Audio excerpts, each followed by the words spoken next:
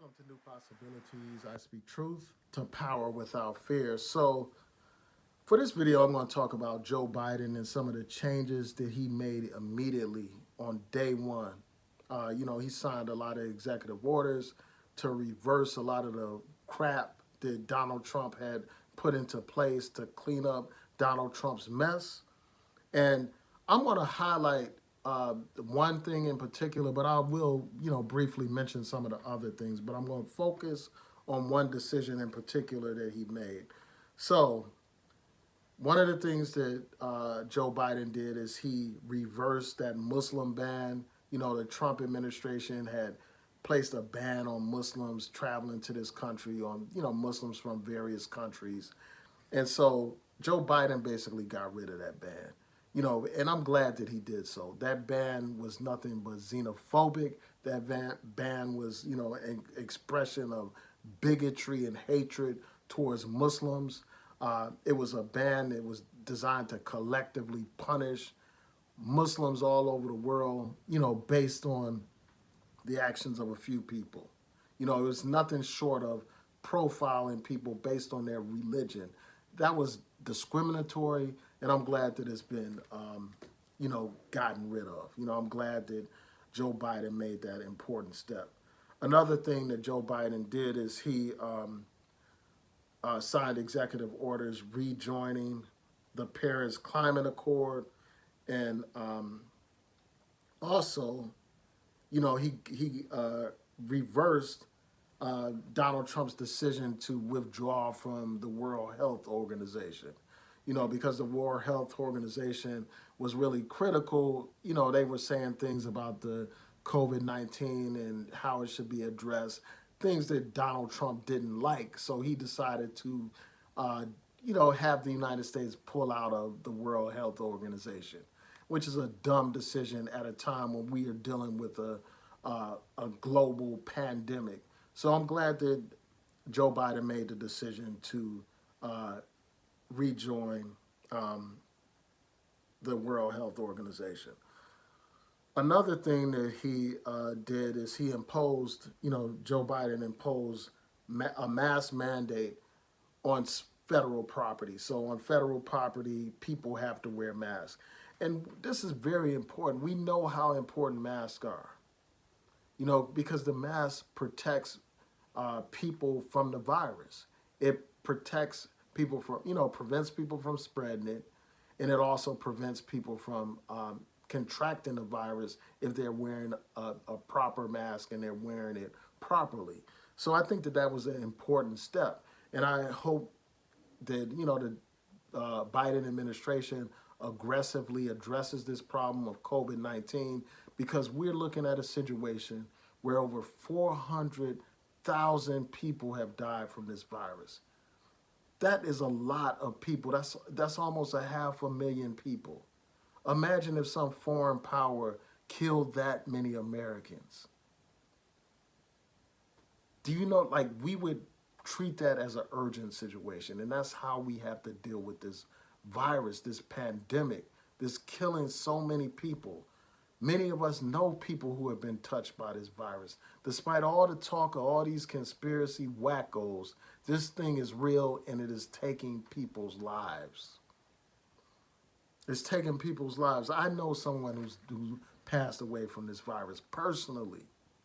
So this thing is real, and I hope that the Biden administration gets a hold of this virus and, helps to create a better situation.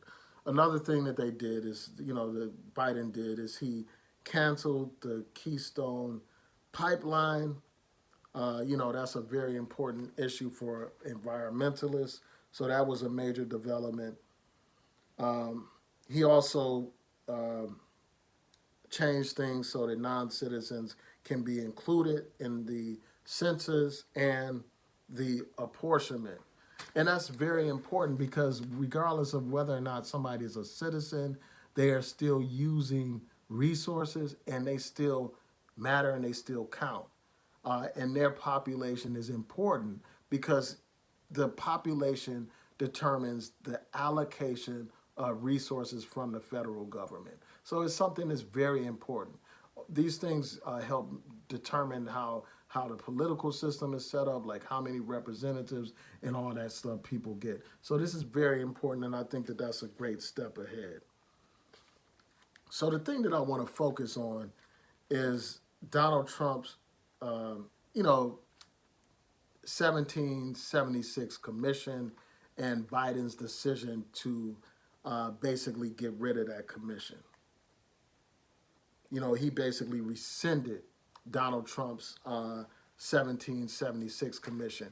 And basically, you know, as I pointed out in another video, and I'll post that video in the cards when I get a chance, that commission was basically designed to whitewash American history.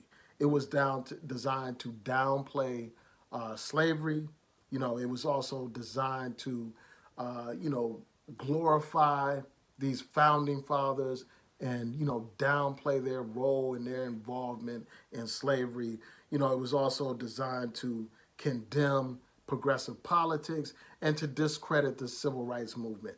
Basically, in this commission, they were talking about how the civil rights movement ran afoul to the lofty ideals of the founding fathers. That's the kind of stuff that they were talking about. And the crazy thing is, that report of that commission was released on MLK Day, a time when we're supposed to be celebrating the legacy of the civil rights movement. But, you know, Donald Trump took that opportunity to condemn the civil rights movement and to downplay the significance of, you know, of slavery in America. And basically, you know, as somebody said in this particular article that I'm relying on, that particular commission sought to erase America's history of social and racial injustice. That's basically what they tried to do. You know, they called it patriotic education when all it was a commission designed to promote propaganda and lies, to completely distort history. And measures like this should be taken note of. Like, I think that it's a great decision to get rid of that commission, to, you know, rescind it and all that kind of stuff. You know, and I just find it odd that you have black people. You got these black people saying, you know, that they support Donald Trump. This is a man that's literally trying to erase the suffering of your ancestors from history. And you got these hotel buffoons that talk about how our vote doesn't matter and how these people are the same. And they all talk about tangibles. But, you know, none of these people, they always want to attack Democrats, but they didn't have nothing to say about Trump doing stuff like this, trying to erase the suffering of our people, trying to ignore slavery and stuff like that and rewrite history. You know, these people, you know, act like they would have got reparations if they helped Donald Trump remain in office by telling black people not to vote, when this man is not even acknowledging the full extent of slavery and its impact on America and on black people in particular. So yeah, you know, so I think that this is a great thing that you have Biden making these fundamental changes with the, you know, with the stroke of a pen. You know, this shows you how important elections are, and it's only been a few days into this this administration, but you got these hotel buffoons that expect change to happen overnight. They expect, you know, 400 years of racism to be automatically erased once somebody gets in office, and if it's not, you know, they're racist white supremacists. That's the mentality of some of these buffoons. But anyway, man, I could go on and on about that.